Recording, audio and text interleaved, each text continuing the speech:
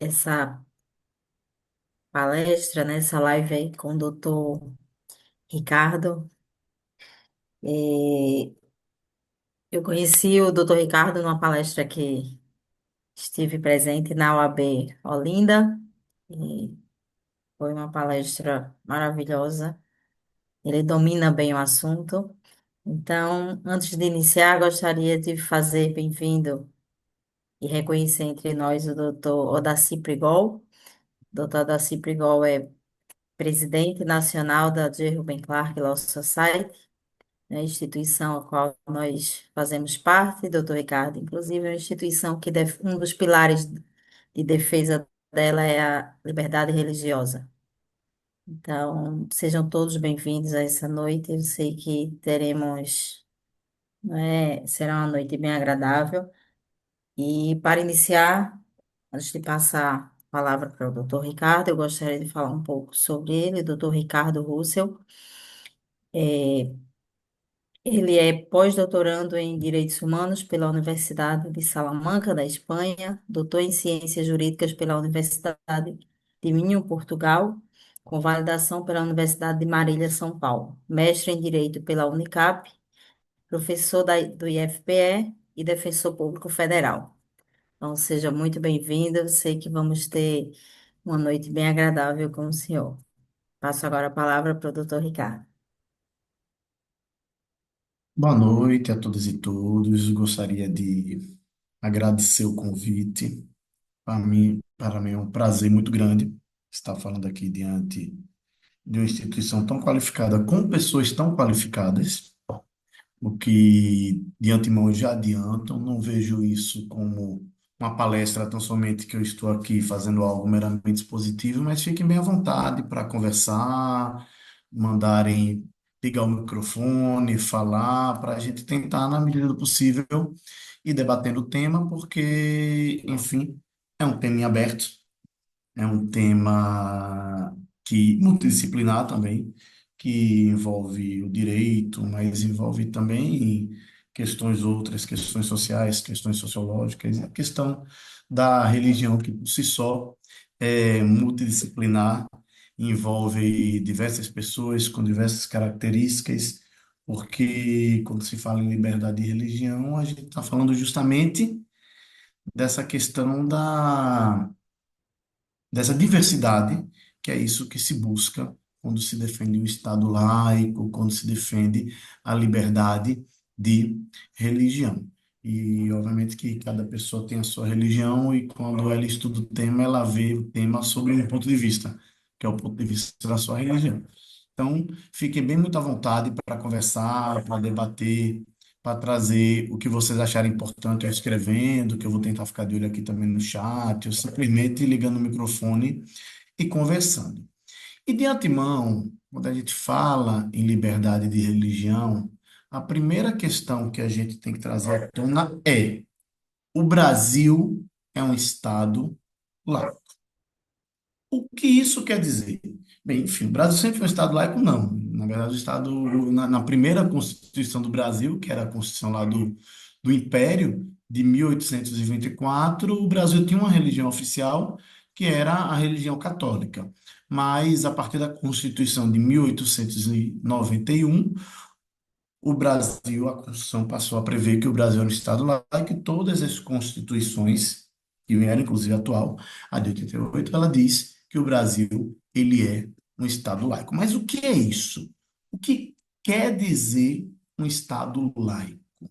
Quando nós dizemos que o Brasil é Estado laico, nós estamos dizendo duas coisas. A primeira qual é? O Brasil não tem uma religião oficial. Ok. Ser laico é isso. Primeiro, não ter religião oficial. Mas não é só isso.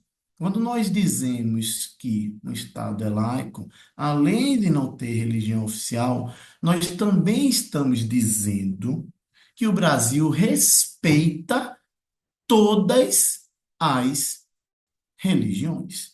De modo que nós não podemos confundir o conceito de laicidade com laicismo. Laicidade vem de laico, ou seja, é isso que eu estou dizendo.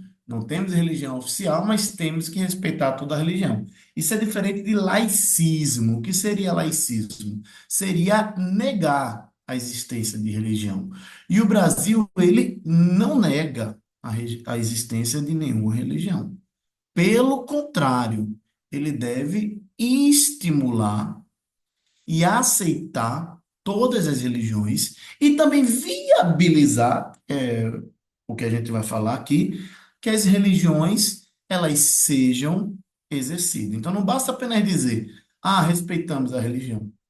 Temos que, na medida do possível, viabilizar que todas as religiões elas sejam exercidas. É daí que vem o conceito de liberdade de religião, que é o direito que nós temos de exercer uma religião.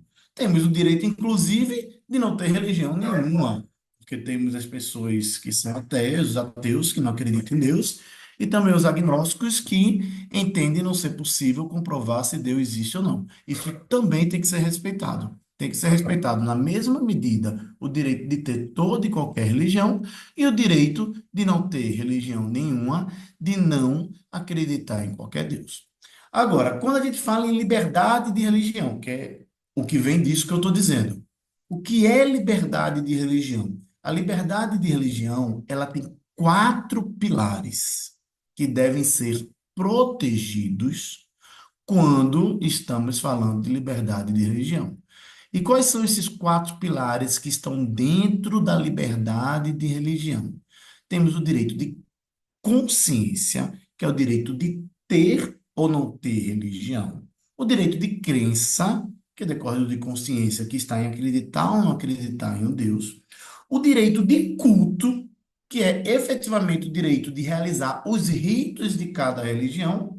E o direito de organização, que é o direito que cada religião ela tem de se organizar. É por isso que quando a gente vai lá para o Código Civil, que ele fala lá das pessoas jurídicas, que fala quais são as pessoas jurídicas do Brasil, ele fala sociedade, associação, fundações, partidos políticos e organização religiosa. O que é uma organização religiosa? É uma pessoa jurídica que se organiza no Brasil. Ela passa a ter um CNPJ. Isso é um direito que nós temos, um direito que toda pessoa tem de organizar a sua religião. Então, esses quatro pilares, eles devem ser respeitados para que efetivamente exista o direito de religião, que é um direito constitucional, está previsto lá no artigo 5º da Constituição, que diz que ninguém poderá ser privado de seus direitos em virtude de sua crença, mas é um direito também que ele, além de ser constitucional, ele é infraconstitucional, porque o Pacto dos Direitos Civis e Políticos, que é um tratado ratificado pelo Brasil, ele também garante o direito de religião. Hoje, enfim, os pactos de direitos humanos, eles podem ter força de norma constitucional se forem ratificados com o mesmo quórum de norma constitucional. Não sei se alguém aqui não é da área de direito, mas enfim, o que acontece? Quando o Brasil ele faz um pacto internacional, tentando falar para quem também não é da área de direito, o Brasil assina um tratado internacional, esse tratado ele tem validade de lei. E se ele for um tratado sobre direitos humanos, quando ele passa pelo parlamento brasileiro, ele passa a ter validade de norma constitucional. Só que aí tinha um monte de tratados antigos de direitos humanos que não tinham passado por esse processo, então eles continuam sem a força de norma constitucional, mas o STF entende que tem força de norma supralegal, ou seja, um pouquinho acima da lei, quase uma norma constitucional. Resumindo, certo? Para também para quem não é da área jurídica. Quando o Brasil assinou esse pacto, ele trouxe para o nosso ordenamento jurídico um compromisso internacional de proteger a liberdade de religião. Então, o Brasil ele tem um compromisso internacional, algo que é internalizado dentro das nossas normas, de proteger a liberdade de religião. Assim, a liberdade de religião ele é um direito constitucional e infraconstitucional, ou seja, não está apenas na Constituição, mas também em uma norma internacional incorporada no Brasil. Então, não é apenas, enfim, respeitar, como eu disse, de aceitar que a religião existe. O Brasil, ele efetivamente, por compromisso constitucional e internacional, ele deve viabilizar o exercício de toda religião no nosso país. Agora veja, infelizmente, nós temos alguns problemas. Infelizmente, na prática, não é tão simples o direito de liberdade de religião. E eu trago aqui alguns exemplos de ofensa à liberdade de religião. E o primeiro que eu trago é a questão do dia de guarda.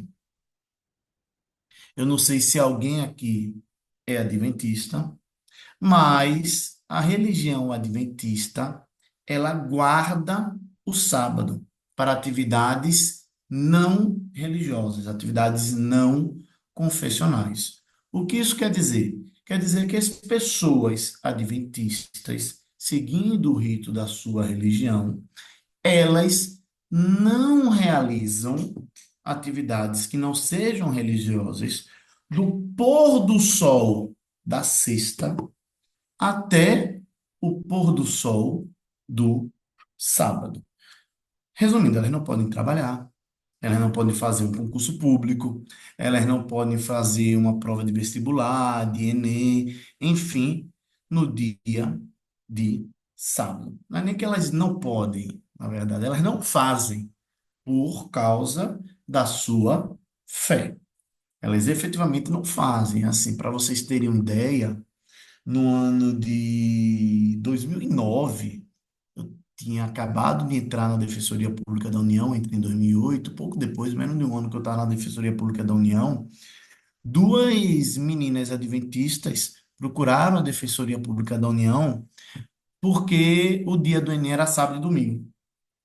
E elas queriam ou mudar a data da prova, ou fazer uma prova alternativa, ou um pedido subsidiário que elas ficassem isoladas durante o horário da prova, e quando desse o horário do pôr do sol, que aqui no Nordeste é, enfim, 18 horas, elas fizessem as provas. Entramos com ação na justiça fazendo esses pedidos. E a ação ela foi naquela época, lá em 2009, ela foi negada. Ela foi negada no primeiro grau, levamos para o TRF5 e o TRF5 também negou, e elas não conseguiram uma liminar para fazer a prova. Resultado, elas não fizeram. Elas não fizeram a prova. Aí talvez a pessoa diga: oh, minha nossa, mas que radicalismo. Veja, não existe radicalismo, pessoal. É a religião da pessoa, é a sua crença, é o que ela acredita. Imagina você entrar numa universidade por causa de uma prova que você fez no dia que, pela sua crença, você não deveria estar fazendo prova. Imagina você passar 5 anos na faculdade carregando esse peso. E aí eu trago, imagina você assumir um cargo público nessas condições. Então não é uma questão simples, não é uma questão que a gente possa dizer, ah, não é, ok, é um número pequeno de pessoas. É, realmente, se você for comparar com a população do Brasil, apenas 1% da população é adventista. Só que quando a gente fala em 1% da população, a gente está falando de 2 milhões de pessoas que não podem fazer o vestibular, ou que não fazem por causa da sua crença, o vestibular ou o concurso público no dia de sábado. É justificável escolher um dia de concurso público que exclui 2 milhões de pessoas diante de uma situação que é plenamente conciliável, nesse caso mesmo, elas poderiam ter ficado isoladas, ou poderia tão somente não se fazer a prova no sábado, porque vejam, realmente, a gente tem que, na medida do possível, tentar sempre garantir o exercício da liberdade de religião. Às vezes pode não ser possível. Aí realmente, se existissem 7 religiões diferentes, com 7 dias de guarda diferentes, não seria viável que se fizesse a prova em determinado dia. Não teria como, certo? Mas não é o caso. A questão do dia de guarda, pesquisando, eu encontrei que outras religiões teriam o dia de guarda. Os judeus ortodoxos, eles também teriam o dia de guarda no sábado, mas só os ortodoxos, não seriam todos os judeus, mas também seria o sábado. Os muçulmanos, eles teriam como dia de guarda a sexta-feira, só que eles não deixam de realizar a atividade, eles têm que tão somente fazer alguns rituais no decorrer da sexta-feira, mas eles efetivamente trabalham, realizam prova, desde que respeite os horários dos rituais. E os católicos, que têm como dia de guarda o domingo, só que pela crença dos católicos, no dia de guarda do domingo precisa ir à missa, enfim, se vai à missa, mas não se deixa também de fazer prova de vestibular. Então, assim, é algo totalmente viável que se viabilize que a pessoa adventista não tenha que ser obrigada a fazer uma prova ou a trabalhar no sábado e eu faça em outro dia da semana, no domingo. Isso é completamente viável. É por essa razão que realmente essa ação lá em 2009 eu perdi. Aí eu não, a Defensoria Pública da União perdeu. Mas a partir de então, muitas e muitas outras ações foram interpostas, seja pela Defensoria Pública da União, pela Defensoria Estadual, seja pelo Ministério Público, seja por advogadas e advogados. E com o tempo, começou a se conseguir liminar, ou para mudar o dia de prova, ou para que a prova ela fosse realizada depois do pôr do sol. E começou a se eliminar, sentença, acorde, e se firmou uma jurisprudência nesse sentido. O que aconteceu? O Enem mudou. De vez ser sábado e domingo, passou a ser 2 domingos seguidos. Pronto, não atrapalha a vida de absolutamente ninguém. E as pessoas que são adventistas, elas podem realizar a prova. Percebam? Alguém tinha levantado a mão. Não sei se é demora, tá aqui É só para registrado dizer aqui. que eu sou membro da Igreja Jesus Cristo dos Santos Últimos Dias, eu sou especialista lá em liberdade religiosa e nós guardamos o domingo. Ah, o domingo. E vocês guardam o domingo e não realizam atividade no domingo? Essa Não, informação, a gente não trabalha, não atividades não realizam. não, mas assim, mas não é tão fechado quanto os adventistas, né? Não é tão Mas fechado, vocês mas conseguem realizar provas, né? conseguimos. Mas, por exemplo, algumas coisas eu não faço. Eu tenho como hobby tênis de mesa, eu sou atleta federado, além do meu do direito. Eu Uhum. jogo no sábado e geralmente eu classifico e não jogo no domingo. Eu dou WO no domingo. Eu WO no tenho, domingo, né? tem uma liga aqui, por exemplo, em Belo Horizonte, que eles trocaram as finais do domingo para o sábado para eu poder jogar. Então, Ah, que assim, interessante. de uma outra religião, a Igreja Batista, o Getsemane, na pessoa do pastor Tiago, ele fez isso em deferência a mim e à minha religião. Então, assim, é muito bacana quando há esse respeito. Perfeito, perfeito. Ó, me dá só um minutinho, gente, que tem crianças batendo aqui na frente da minha casa. Só um minutinho. Oi, gente. Pode dar atenção.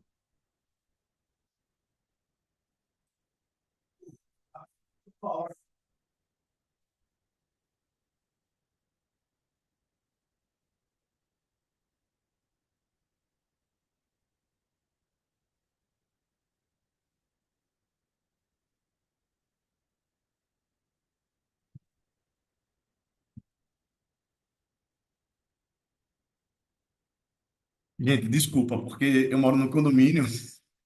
Aí tem as crianças batendo aqui, chamando minhas filhas, só que elas não estão comigo hoje. Aí ficaram, tem alguém em casa? Tem alguém em casa?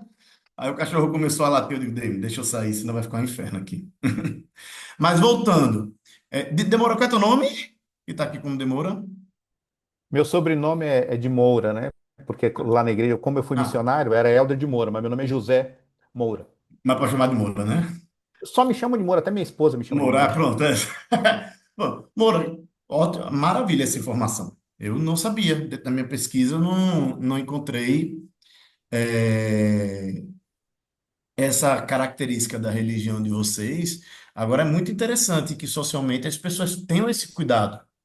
Às vezes, realmente, se judicialmente alguém entrar tentar o domingo como o sábado já é guardado, talvez não consiga hoje em dia deixar de fazer uma prova no domingo. Agora, a depender da situação, é possível sim.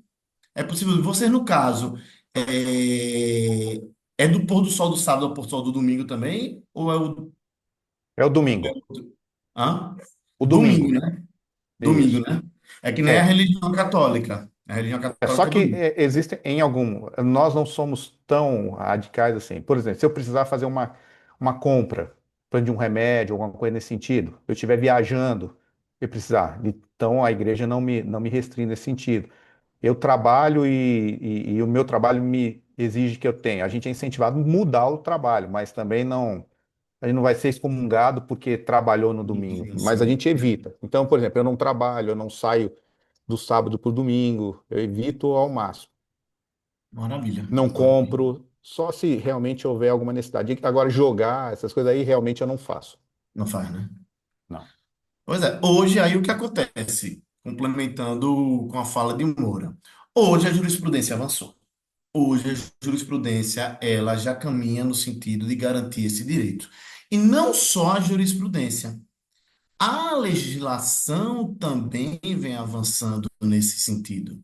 Então, hoje nós temos a lei 13.796 de 2019, já tem algum tempo, que foi bem depois dessa minha ação judicial, mas que agora já tem algum tempo, que diz que o aluno regularmente matriculado em instituição de ensino público ou privada de qualquer nível é assegurado no exercício da liberdade de consciência e de crença de direito de mediante prévio e motivado requerimento ausentar-se de prova ou de aula marcada para o dia em que, segundo os preceitos de sua religião, aí veja que não fala religião específica, abrange qualquer religião, seja vedado o exercício de tais atividades, devendo-lhe atribuir o critério da instituição e sem curso para aluno uma das seguintes prestações alternativas. Aí ele fala em reposição, realização do trabalho e por aí vai. Então vejam que o direito de você faltar uma aula dentro de uma situação como a que Moura falou, ele está assegurado por lei. E é falta aula sem prejuízo nenhum. Por quê? Porque a pessoa também tem o direito de repor aquela aula, seja em outro horário, seja por meio da realização do trabalho. E é um processo bem simples. Também sou professor de instituição pública de ensino, que eu sou professor do Instituto Federal aqui de Pernambuco, e lá o que é que nossas alunas e nossos alunos fazem? Eles pegam uma declaração, as situações que eu me deparei foram com adventistas, então, vê lá, o pastor adventista, ele dá uma declaração com papel timbrado, eu já tive acesso a esse documento, tudo direitinho, e a gente, quando eventualmente, não é sempre, mas eventualmente, por questões de carga horária, para cumprir carga horária e por aí vai, a gente tem uma aula dia de sábado, esses alunos, eles são dispensáveis, recebem um trabalho e por aí vai. Então, vejam que existem medidas para poder resolver isso. E, ordinariamente, inclusive, evitamos ter aula dia de sábado. Só tem quando efetivamente precisa para uma questão de carga horária, a semana não bate. Mas as aulas regulares, elas são sempre realizadas durante a semana. Essa é a praxe. Para poder, dentre outros motivos, obviamente, tem outras questões sociais também de lazer, mas também para proteger as pessoas das mais diversas religiões. Outra questão também que chegou aos tribunais em relação à questão de religião é a questão envolvendo religiões de matriz africana, mais especificamente a questão de sacrifícios de animais. Não sei se alguém aqui é de uma religião de matriz africana, mas algumas religiões de matriz africana, elas realizam sacrifícios de animais nos seus rituais. Isso chegou ao Poder Judiciário e o STF acabou garantindo o direito de realizar esse sacrifício. E eu me lembro que quando saiu essa decisão do STF, as redes sociais, elas bombaram. Bombaram de pessoas criticando, é um absurdo, e por aí vai. Mas vejam, pessoal, eu sou católico, tá? Pra, né, até para me situar aqui, porque obviamente que nossa religião acaba nos contaminando às vezes. Mas eu sou católico. E a minha vida inteira, a minha família sacrificou um peru para poder fazer a ceia de Natal. Isso é um sacrifício de um animal para um ritual religioso. E eu nunca sofri qualquer tipo de represália ou preconceito. Ouvi alguma hora minha família dizendo que, eita, não vamos poder comer o peru de Natal porque esse ritual da nossa religião é um problema. E assim, as pessoas comem animais todos os dias, eu inclusive. Poderia enfim, eu sou carnívoro, mas eu poderia adotar uma dieta vegana ou vegetariana, e não o faço, enfim, por questão simplesmente pessoal. Então, efetivamente, todas e todos matam, ou quase todas e todos, né? Mas a maior parte da população brasileira mata animais apenas para se alimentar, algo que, enfim, poderia ser substituída por outra espécie de alimentação. Então, vocês conseguem perceber que quando uma pessoa de uma religião de matriz africana, ela precisa ir para a justiça para poder conseguir garantir o ritual da forma que a sua religião traz, isso é um preconceito? Isso é um racismo religioso. Isso acontece porque nós não temos a cultura de preservar a liberdade de religião. Isso ter chegado ao STF quer dizer o quê? Que em diversas outras instâncias isso alguma hora foi negado, que precisou de recursos atrás de recurso até chegar ao STF e o STF garantir esse direito. Então percebo que isso acontece por causa de uma cultura do nosso país de não respeitar as religiões. Eu estou trazendo esse exemplo que é de matriz africana, mas ainda há pouco a gente estava falando dos adventistas, e o fato é que tudo que foge da religião de alguma pessoa, enfim, ou da religião da maioria da população, isso muitas vezes traz estranhamento e as pessoas precisam entrar com ação na justiça para poder garantir esse direito. Enfim, esse direito especificamente ele foi garantido, mas precisou se entrar com ação judicial e chegar ao STF para que esse direito ele fosse efetivamente garantido. Outra questão em relação à liberdade de religião, muito polêmica, se dá em relação às pessoas que são testemunhas de Jeová. A polêmica é que, enfim, chegou ao poder judiciário. As pessoas que, não sei se alguém aqui é testemunha de Jeová, mas quem é testemunha de Jeová não recebe transfusão de sangue. Dentro do preceito da sua fé, eles não podem receber transfusão de sangue. E vejam, pessoal, de antemão, é muito importante que a gente entenda o seguinte: eles não estão abrindo mão da cura de nenhuma doença. A pessoa que é testemunha de Jeová, ela não abre mão de nenhum tratamento, salvo a transfusão de sangue, que dentro dos preceitos da sua religião não é permitido. Mas eles tentam, sim, se curar. Só que isso gera uma grande polêmica, dizendo que a pessoa está dispondo da própria vida. Veja, ninguém está dispondo da própria vida quando não recebe uma transfusão de sangue. Inclusive, existem diversos casos de pessoas de testemunha de Jeová que tiveram recomendação de transfusão de sangue e optaram por outros tratamentos e que foram curadas sem receber a transfusão de sangue. Então, isso aí é uma questão de respeitar a fé da pessoa. Imagine você testemunha de Jeová, você entende dentro da sua religião, que muitas vezes você foi criado desde sempre naquela situação, que você não deve receber a transfusão de sangue. Imagina você receber. Imagina você se recuperar de alguma doença, um acidente, sabendo que você recebeu algo que dentro da sua religião você não deveria ter recebido. Para quem não é da religião, pode parecer, eu topo tudo para salvar a minha vida. Mas, enfim, será que a gente topa tudo mesmo? Percebam, será que todo mundo aqui topa qualquer coisa, inclusive contra os preceitos da sua fé? Será que isso é salvar a própria vida? Bem, diante dessa situação, isso chegou também aos tribunais e a jurisprudência ela caminha em dois sentidos. É que é muito importante a gente se atentar para o entendimento dos tribunais em relação a esse ponto. Tem um terceiro entendimento que eu vou falar também, mas é, os dois entendimentos do STF em relação a esse ponto, que tem como base em relação a esse ponto, é: primeiro, a pessoa tem direito de não receber a transfusão de sangue. Essa é a primeira questão. Você tem esse direito de não receber. Você não pode ser obrigado a ser colocado numa maca e receber uma transfusão de sangue. A segunda questão, e é isso que eu acho também muito importante, é que a pessoa tem direito a não receber a transfusão de sangue, mas receber todos os tratamentos do SUS para poder se salvar. Vocês percebem a importância disso? Porque o STF teve que dizer isso? Porque muitas vezes as pessoas chegavam,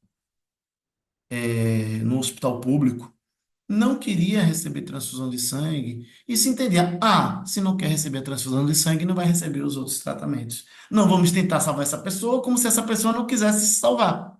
Perceberam?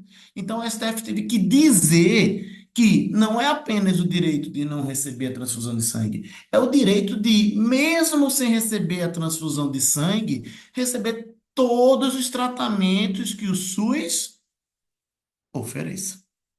Percebem? Então, a pessoa que ela é testemunha de Jeová, ela tem esse direito. Agora, enfim, tem uma questão mais polêmica, e a jurisprudência é um pouco diferente, que se dá em relação aos filhos das testemunhas de Jeová, que são menores de idade. Aí a jurisprudência, nesse caso, entende que, como a pessoa ainda é menor de idade, o hospital deve fazer a transfusão, porque a pessoa ainda não teria a escolha da não ter idade suficiente para fazer a escolha pela sua religião. Então, tem essa questão em relação aos menores de idade, que efetivamente, em face da sua incapacidade, eles não estão fazendo essa escolha. Mas se a pessoa é maior de idade, ela tem efetivamente o direito de não receber o sangue para que, enfim, seja respeitada a sua fé. E a legislação, como eu venho dizendo, tal como a jurisprudência, a legislação ela vem avançando. Hoje em dia, em 2023, foi feita a lei 14.532, passando a prever o racismo religioso. Então, vejam, o racismo religioso e a injúria racial também, hoje, eles são considerados crime com pena que vai de 2 a 5 anos. O que seria o racismo religioso? O que seria a injúria religiosa? O racismo religioso é quando a pessoa ela deixa de exercer algum direito único e exclusivamente por causa da sua religião. Então, uma pessoa que é católica, uma pessoa que é evangélica, uma pessoa que é de uma religião de matriz africana, ela é impedida de exercer algum direito único e exclusivamente por causa da sua religião. Isso é racismo religioso. E outro crime, racismo religioso e injúria racial, é a injúria, desculpa, a injúria religiosa. A injúria religiosa, ela é quando a pessoa ela é ofendida por causa da sua religião. Então, alguma pessoa lhe ofende pelo único fato de você ser católico, pelo único fato de você ser evangélico, enfim, ou ser de uma religião de matriz africana, essa pessoa, enfim, ela sofre uma injúria racial. Hoje, o racismo religioso e a injúria racial, ambos são crimes previstos na nossa legislação penal, certo? Então vejam que a legislação ela vem avançando para garantir a liberdade de religião. É óbvio que essa relação da religião com o direito, muitas vezes ela não é tão simples. A gente vai encontrar algumas situações que vai ter choque da religião, certo? Com o direito. E quando isso acontecer, o que é que deve ser feito? Deve ser feito uma ponderação, no caso concreto, de qual norma ela vai prevalecer. Enfim, deve fazer uma análise no caso concreto, se realmente respeitar a liberdade de religião, ela vai trazer alguma ofensa para o direito. Mas se não trouxer, aquela religião, ela vai ter que ser respeitada. Então, vejam, é uma pessoa que é de uma religião católica, que é o meu caso, por exemplo. A religião católica, ela não permite que a pessoa se separe, se divorcie, e case naturalmente não permite que a pessoa case novamente. Vejam, isso está de acordo com o ordenamento jurídico? Veja, não é o que diz a nossa legislação civil, certo? Nossa legislação civil permite, inclusive hoje, a pessoa pode casar e no outro dia se divorciar. Que antigamente tinha até um prazo, né? Tinha lá um prazo de arrependimento, né? A pessoa ia lá, tinha que esperar, né? Para poder, depois de 2 anos, fazer o divórcio, se tem uma separação de fato, enfim. Hoje em dia isso não existe. Hoje em dia, pelo Código Civil, você casa, no outro dia não gostou. Foi morar com a pessoa, não gostou. Você pode separar, se divorciar, certo? Só que a religião católica, como outras religiões, não permite o divórcio. Vejam, nesse caso, é totalmente conciliável. A pessoa, no âmbito religioso, ela vai continuar casada. É a religião dela, a religião que ela decidiu seguir. Então, ela vai ter essa, digamos assim, esse ônus da sua religião. Mas no civil, ela vai poder casar de novo. Então, vejam, um não vai interferir no outro e vai andar em harmonia. Então, veja, você se separa no civil, você vai lá e casa novamente, se separa e por aí vai. Agora, por outro lado, o Poder Judiciário não vai poder interferir na religião.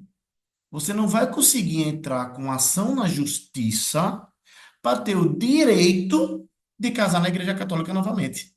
Percebem? Por quê? Porque o direito civil ele não vai poder interferir no direito eclesiástico. São questões diferentes. Você pode até lá no âmbito eclesiástico conseguir a nulidade do casamento, porque esse instituto existe.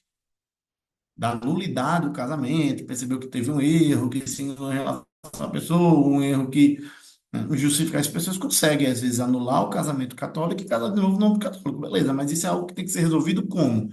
Dentro da igreja. Você pode entrar com ação na justiça para anular o teu casamento católico e na igreja católica casar novamente? Não, não pode. Por quê? Porque a liberdade de religião está dentro disso também, de proteger os preceitos de cada religião. Agora, digamos que tenha uma religião, aí eu nem sei se tem, é um exemplo hipotético, se alguém tiver, até diga essa religião, mas que permita que a pessoa possa ter vários casamentos. O Brasil permite mais de um casamento? Não permite. Então, esse segundo casamento, a pessoa vai ter o primeiro casamento. O segundo casamento, ele pode até ser aceito pela religião, mas ele não vai ter reconhecimento civil. Perceberam? A pessoa pode ter 2 maridos, 2 esposas, enfim, a depender da religião, mas se mais na frente ela vier a falecer, só uma pessoa vai ter direito ao recebimento de pensão. Por quê? Porque o Brasil não reconhece 2 casamentos. Só reconhece um. Então, dentro da sua religião, você pode até ter, mas se, inclusive, você casar no civil 2 vezes, é até crime. O adultério deixou de ser crime, mas a bigamia não deixou de ser crime. Então, você não pode casar 2 vezes formalmente. Agora, casou lá dentro da religião. Ninguém vai interferir na religião, mas aquilo ali só vai ser respeitado dentro daquela religião. Então, percebam que existem algumas situações que vai ter um conflito e tem que, na medida do possível, certo, respeitar a religião. Obviamente que eu digo na medida do possível, porque imagine uma religião que a penitência não seja não casar de novo, mas seja a pessoa ela sofreu alguma lesão corporal. Vejam, eu não conheço nenhuma religião nesse sentido, mas os indígenas, eles têm cultura, a gente pode até dizer que dependendo da situação que algumas religiões são de origens indígenas, pode até dizer que tem um caráter religioso, se tem a cultura de que as pessoas, elas sejam os indígenas, sejam beneficiadas de determinado crime, andando em brasa.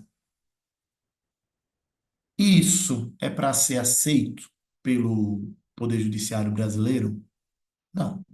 Perceberam? Por quê? Porque aí já está em desacordo com a nossa norma. Então a gente tem que aceitar na medida em que não fere diretamente o nosso ordenamento jurídico. Então, essas relações do direito com as religiões, elas são relações muitas vezes complexas, mas que, na medida do possível, tem que se respeitar, nem que seja se respeitar só internamente, como essa questão do casamento. O casamento, eles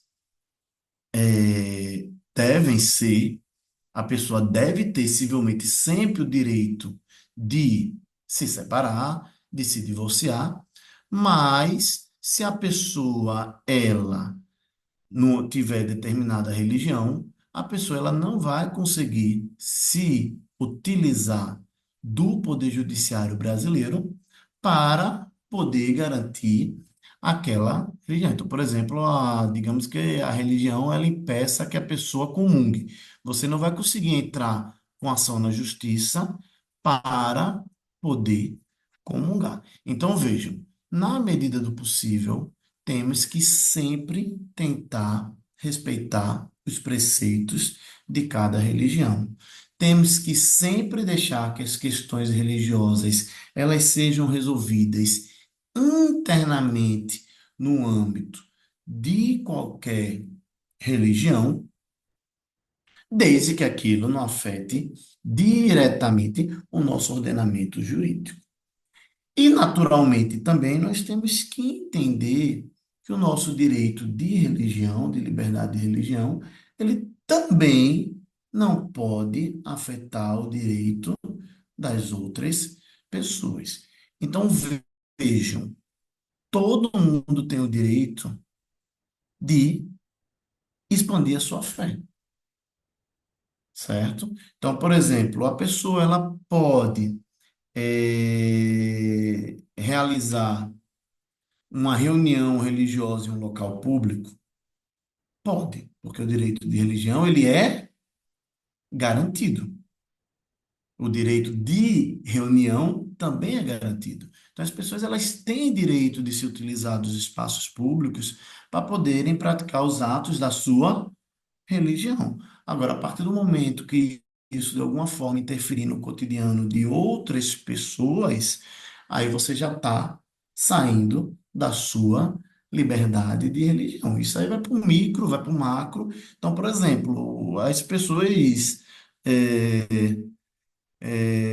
entram dentro de um ônibus e ficam ouvindo em voz alta a música da sua religião, seja ela qual for. Vocês percebem que a pessoa tem o direito de ouvir a sua música, mas com seu fone de ouvido, mas não tem o direito de dentro de um ônibus ouvir uma religião específica e obrigar que as pessoas escutem a sua religião.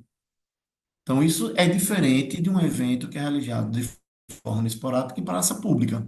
Agora, não pode, por exemplo, uma determinada religião assumir um canto público e aquele canto público virar, digamos assim, o local oficial da sua religião, porque o local de culto ele deve ser preservado, mas desde que aquilo ali não interfira no cotidiano das outras pessoas.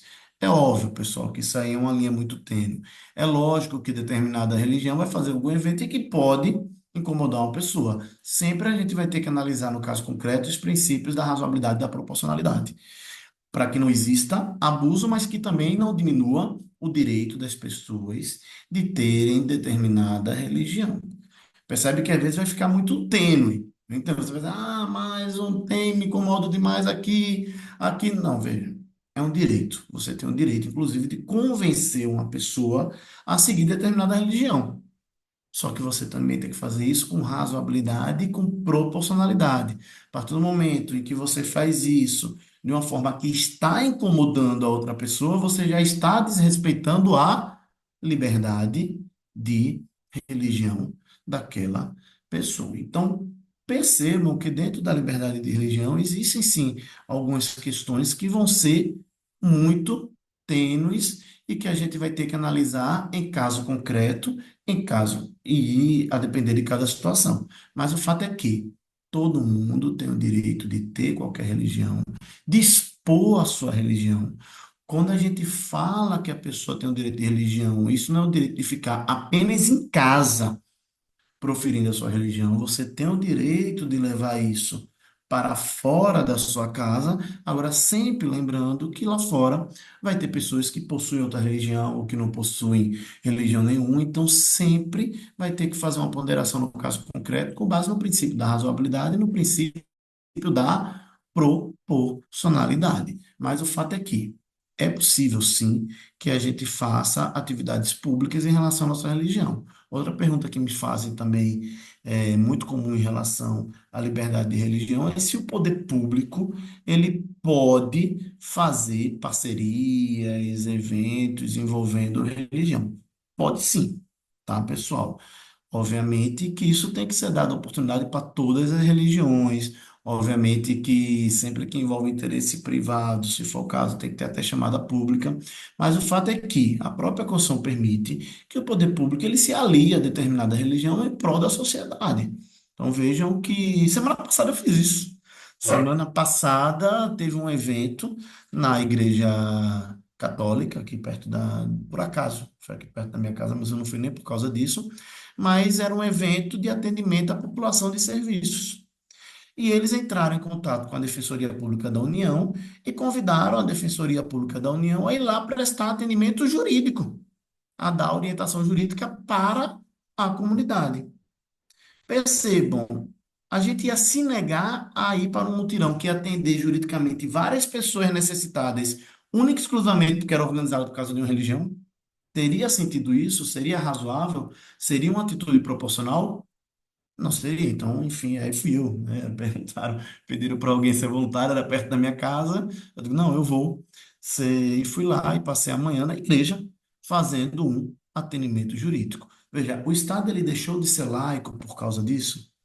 Não, não deixou. E eu já fiz atendimento jurídico em parcerias com a Igreja Católica, com a Igreja Evangélica, com a Igreja de matriz africana, enfim, chamando, se eu pudesse, se eu tiver disponibilidade, eu estou indo fazendo isso dentro da minha atribuição como defensor público, que é defender as pessoas necessitadas, prestar orientação jurídica para as pessoas necessitadas.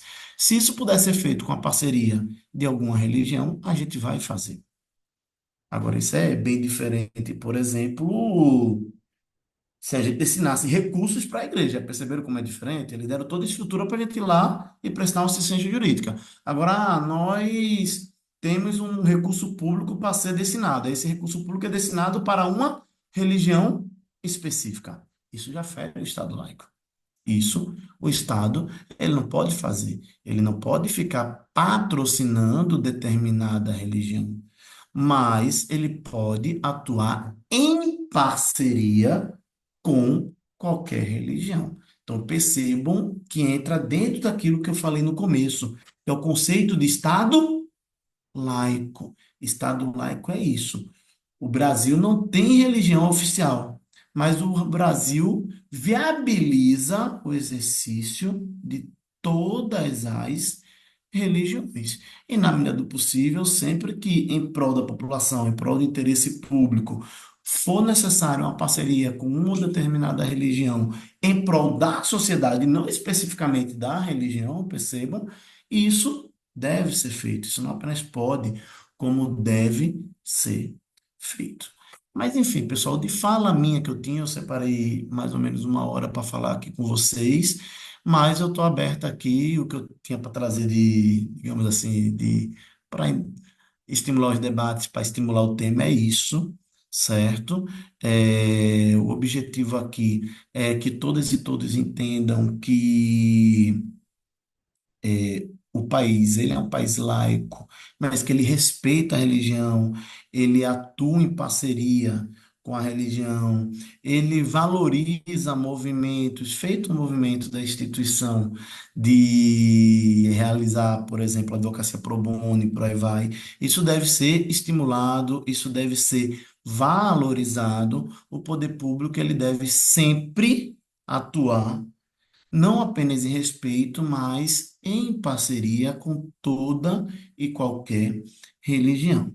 E o direito de religião, ele é um direito que ele deve ser garantido, ele deve ser preservado, ele deve ser respeitado, e os limites devem ser a própria Constituição e os princípios que norteiam a administração pública, como eu falei aqui, como os princípios da razoabilidade, da proporcionalidade, sempre respeitando a religião de cada um, sempre tentando exercer a nossa religião sem afetar o direito da outra pessoa, de ter outra religião ou até de não ter religião nenhuma. Então é isso, pessoal. Estou à disposição aqui para qualquer dúvida, para qualquer conversa, para qualquer debate. Obrigada, doutor Ricardo. Eu estou vendo que Thaís levantou a mão. Pode falar, Thaís. Oi, gente, boa noite. Boa Perdão noite. que não está com o vídeo, o computador que eu estou não tem o vídeo. Doutor, eu sou publicitária, estou a convite da doutora Rafaela aqui na reunião e eu tenho uma curiosidade bastante assim, de pesquisa em relação à tolerância religiosa. Porque na comunicação, assim, jornalística, publicitária, a gente tem um movimento chamado comunicação não violenta. O que é isso? É construir conexões empáticas, entendeu? Diálogo, compreensão e respeito, principalmente nas redes sociais. Então, eu queria saber, assim, do senhor, por exemplo, quando alguém taxa uma pessoa que é da Assembleia de Deus de crente e depois vem alguns adjetivos de baixo calão, né? Ou quando Uhum. alguém taxa alguém da Igreja de Jesus Cristo dos Santos dos Últimos Dias como um seita, o que não é uma verdade, ou quando alguém chama uma pessoa de matriz africana, por exemplo, de macumbeiro nas redes sociais, quais são os canais que a gente pode buscar hoje no direito de defesa, né? Às vezes existe um cancelamento de um perfil, vou falar em relação a TikTok, a Instagram, a Facebook, de uma pessoa só por ela expor os seus pensamentos religiosos. Então, eu, assim, particularmente, né, tenho algumas dificuldades hoje no meu trabalho. Eu tenho clientes que são igreja, né, e eles sentem-se perdidos, às vezes, em construir uma boa comunicação, uma comunicação não violenta, por conta das atitudes, das frases das pessoas em relação à sua religião. O que é que o senhor tem a falar sobre isso, assim, ou um conselho, ou questão jurídica mesmo, que a gente possa se posicionar melhor? Não sei se ficou claro. Ficou claro, sim, perfeito. Existem algumas questões em relação a isso. A primeira, isso que eu mencionei agora. Hoje, depois de muita luta, e uma luta de todas as religiões e não de uma religião específica, é crime. Esse tipo de medida que você falou, de chamar a pessoa de determinada característica, sendo pejorativo, né? Porque o termo crente por si só não é pejorativo, mas o faz de forma pejorativa. O termo macumbeiro, em tese, não era para ser pejorativo, mas as pessoas o fazem de forma pejorativa. Quando isso é feito, isso especificamente entra também dentro do conceito de injúria religiosa, e é crime. Então, a pessoa ela pode prestar, diante do crime, ela tem dois caminhos. Ela pode prestar uma queixa-crime, ela pode prestar uma queixa-crime perante o Ministério, desculpa, perante a polícia, queixa-crime perante a polícia, ou pode fazer uma denúncia direto para o Ministério Público. Então, existem essas duas opções de denúncia. A pessoa pode, enfim, ir direto na delegacia, que pode ser uma delegacia virtual também, ou pode ir direto no Ministério Público fazer uma denúncia. E o Ministério Público tem também outras características que, às vezes, é uma questão que não envolve apenas a individualidade. A pessoa está taxando uma coletividade. Então, aí o caminho natural é o Ministério Público, para que o Ministério Público, que é o defensor da sociedade, ele possa tomar uma medida coletiva em relação àquela pessoa, àquela instituição que está praticando esse racismo religioso. Paralelamente a isso, a pessoa que é ofendida, além da questão criminal, a pessoa que é ofendida, ela tem direito a uma reparação civil. A pessoa ou sociedade, tá, pessoal? Tem direito a uma reparação civil, uma indenização por dano moral por aquilo ali que sofreu. Diante de um dano moral, você, se tiver condições de contratar um advogado, você vai atrás de contratar um advogado para entrar com ação de indenização de dano moral, ou se for até você entender que aquele dano moral não passa de 20 salários mínimos, você pode fazer sem advogado, direto uma queixa no juizado.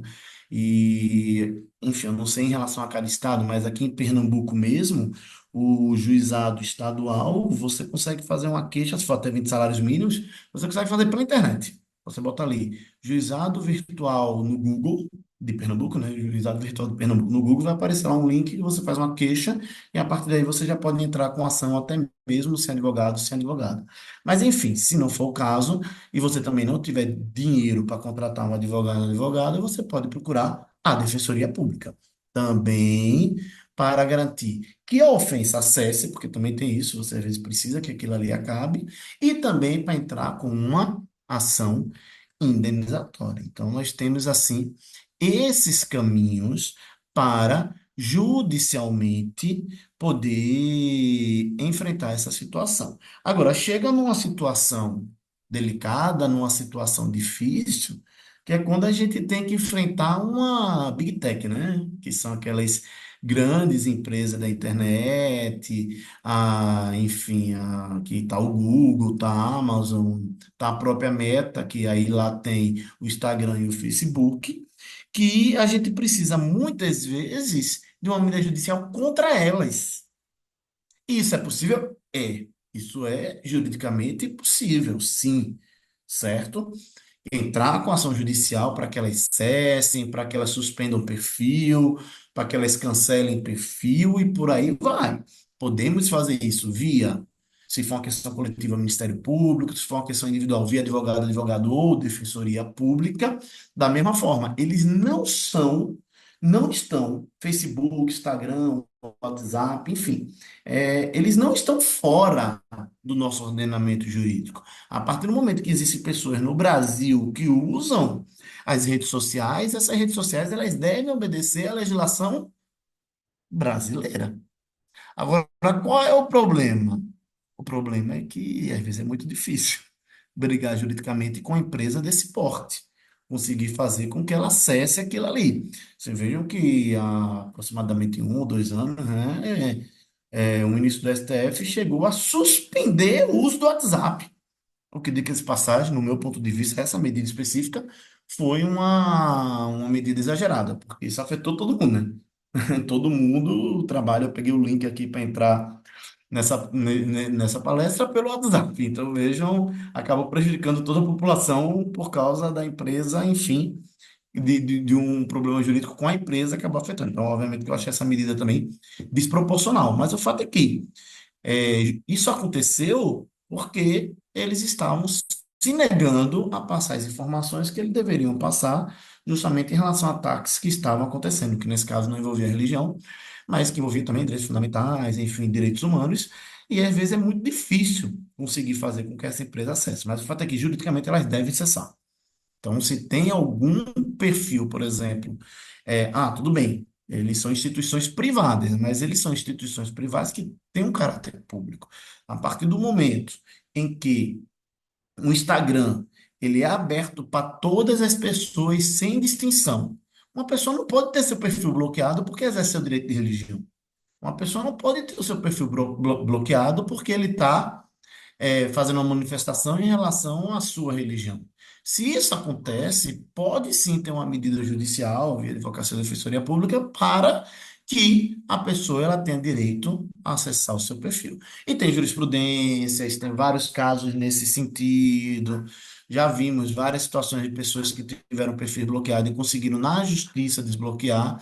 Por quê? Porque apesar de ser uma empresa privada, a partir do momento que você é uma empresa privada, e oferece um serviço, você só pode tirar aquele serviço da pessoa no âmbito privado também, isso é pacífico no STF, mediante contraditório e ampla defesa, e mediante uma justificativa plausível. Isso vale para qualquer empresa. Então, eu tenho, por exemplo, um contrato de internet aqui. A empresa de internet não pode amanhã caçar minha internet porque não gosta de mim, ou porque não gosta da minha religião, ou porque não gosta do meu posicionamento político. Ela não pode fazer isso. Se eu preencho todos os requisitos que qualquer pessoa preenche para poder ter acesso àquele serviço, seja ele qual for, seja de fornecimento de água, seja de fornecimento de energia, seja uma oficina mecânica não pode chegar para uma pessoa, olhar para uma pessoa e dizer, por causa da sua religião, eu não vou lhe atender, ou por causa do seu posicionamento político, eu não vou lhe atender. Não pode, porque eu queria ser um aberto ao público. A partir do momento que ele é aberto ao público, os critérios de acesso, eles têm que ser gerais, não pode ser personalizados para a pessoa, a depender da sua religião, a depender da sua posição e por aí vai. Então, nós podemos sim procurar o Poder Judiciário para enfrentar qualquer ofensa, qualquer injúria racial, qualquer dificuldade que se tenha de exercer a liberdade de religião, inclusive em relação a essas grandes empresas. Não são porque elas são multinacionais e são empresas privadas que elas não se submetem à legislação brasileira. Elas se submetem sim. O problema, obviamente, é que a gente sabe o quanto o poder econômico interfere em tudo e, às vezes, é muito difícil fazer cumprir uma decisão judicial contra uma empresa multinacional, uma empresa com tanto poderio econômico. Mas isso deve ser feito, deve-se procurar medidas para que isso efetivamente aconteça. Respondi, Thaís.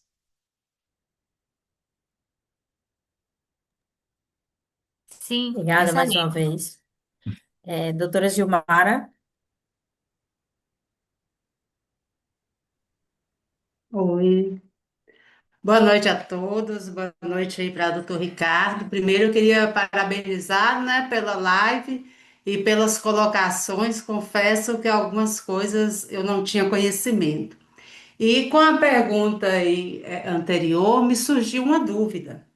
Quando o doutor colocou aí o exemplo da testemunha de Jeová, que os pais, né, podem recusar a transfusão. Mas, se for filho e menor, o hospital pode autorizar ou fazer a transfusão. Minha pergunta é essa: quem autoriza? Essa é uma decisão do hospital, ou esse hospital, essa equipe médica teria que se socorrer à justiça para poder fazer isso aí? Em um caso assim, dos pais não aceitarem e ter uma ação contra esse hospital, como que esse médico aí iria se resguardar dessa decisão? Filmara perfeito. De antemão, é importante que salientar que nesse ponto específico, tem um entendimento que é esse, né, que eu disse, que é um entendimento majoritário, as decisões caminham nesse sentido. Agora, esse tema, ele ainda está como repercussão geral no STF, tá? Tá lá, ele está afetado para repercussão geral. Só que ainda não foi analisado como tema. Quando isso acontecer, vai vir todo um encaminhamento, como recentemente, por exemplo, aconteceu com a questão de saúde, de ações de saúde como Estado, estavam afetadas para repercussão geral e recentemente trabalhado pelo STF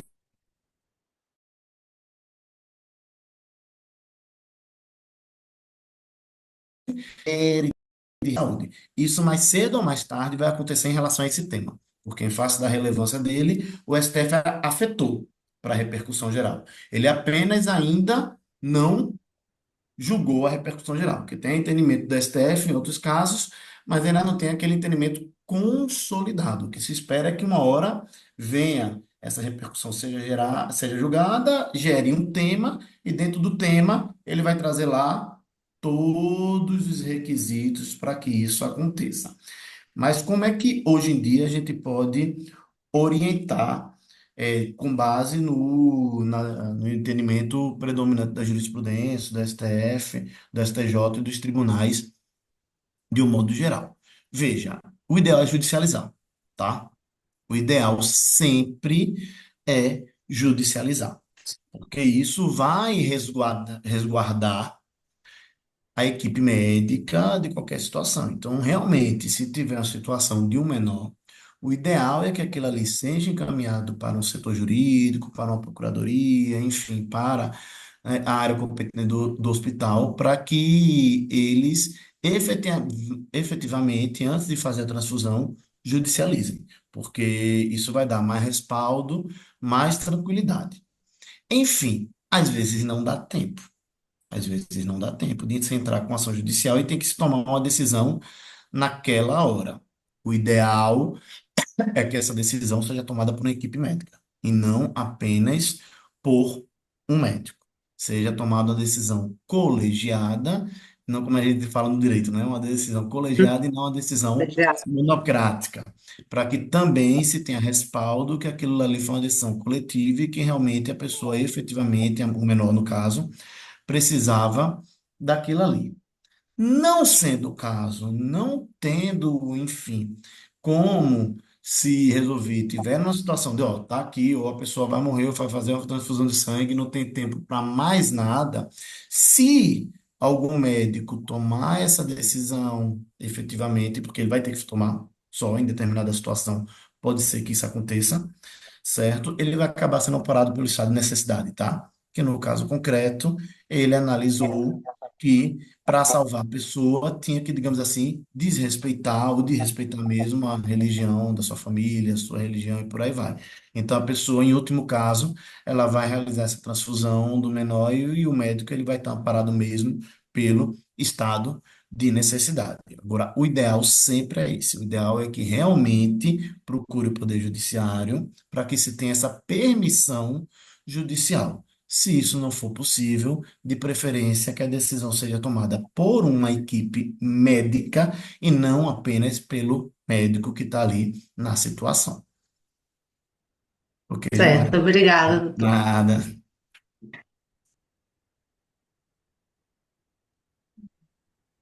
Acho que não temos mais perguntas. Doutor Ricardo, muito obrigada. Prazer estar com o senhor novamente. Como sempre, excelente sua palestra, certo? Eu gostei muito. Gostaria de passar a palavra ao doutor Prigol, não sei se ele quer nos dirigir a palavra, nosso presidente nacional da Jurgen Clark. Obrigado, doutora Rafaela, por me conceder a palavra. Cumprimento a todos aí presentes nessa reunião e parabenizo, doutor Ricardo, não só pelas excelentes ponderações a respeito da liberdade religiosa, mas como pela iniciativa, doutor Ricardo, de se engajar em atividades pro bono promovido pela Igreja Católica, nessa questão aí da laicidade. Achei muito interessante. Eu acho que isso que demonstra a grandeza da sua pessoa, não apenas o conhecimento técnico, mas os valores éticos e morais. Ficamos muito agradecidos com sua participação aqui e saímos daqui, com certeza, sabendo mais ainda sobre a liberdade religiosa. Muito obrigado, doutor Ricardo. Eu que agradeço. E estendo o meu convite para o doutor Ricardo, se ele quiser fazer parte conosco da Jurgen Clark, tá? Será muito bem-vindo. Eu estou atualmente como presidente do capítulo Nordeste, que centraliza o capítulo Recife, na verdade, né? Mas será muito bem-vindo. Nós fazemos também esse trabalho de assessoria pro bono, então Sim. fazemos muitos serviços nos terreiros, quando eles fazem ações sociais, tá? Em outras igrejas também. Então, estendo o meu convite para caso o senhor queira, tenha vontade de participar, certo? É uma instituição que reúne advogados, juízes, promotores, o pessoal geral do direito, né? Estudantes de Uhum. direito, e nós temos no Brasil vários capítulos, mas temos pelo mundo também, não é só no Brasil, tá? Então, e muito obrigada por nos prestigiar essa noite, por tantas palavras maravilhosas, por nos conceder um pouco do seu conhecimento, certo? Muito obrigada mesmo por aceitar o convite. Doutor Renan, muito obrigada por ter nos apresentado, doutor Ricardo. Então é isso, pessoal. Desejo a todos uma ótima noite. Possamos sempre nos mantermos aí firmes nessa luta na liberdade religiosa e defendendo sempre os nossos amigos, independente da religião, independente do credo das pessoas, vamos sempre estarmos juntos e unidos para formarmos aí uma força para defendermos uns aos outros. Então, boa noite a todos e obrigada. Obrigado, gente. Boa Che- noite, muito Agradeço. obrigado. Boa